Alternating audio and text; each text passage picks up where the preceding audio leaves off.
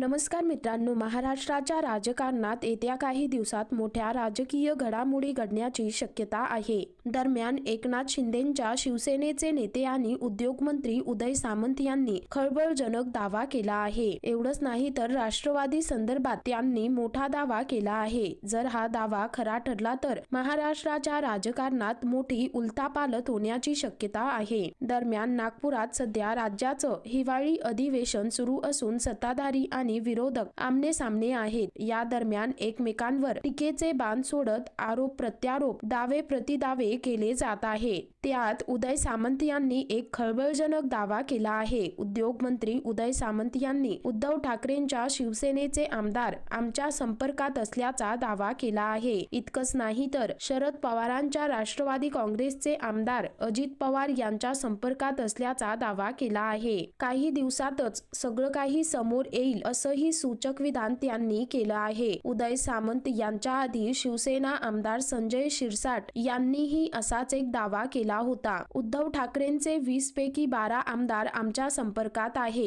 मी रोज त्यांच्या संपर्कात आहे। माझं रोज त्यांच्याशी बोलणं होतं। ज्या दिवशी एकनाथ शिंदे झेंडा दाखवतील ते सगळे आमच्या शिवसेनेत दाखल होतील असं संजय शिरसाट यांनी सांगितलं होतं। त्यानंतर आता उदय सामंत यांनी हा खळबळजनक दावा केला आहे। त्यामुळे राज्याच्या राजकारणात मोठी खळबळ उडाली आहे। तर मित्रांनो, एकंदरीत संपूर्ण प्रकरण पाहता या संदर्भामध्ये तुमची काय प्रतिक्रिया आहे खाली कमेंट करून नक्की कळवा।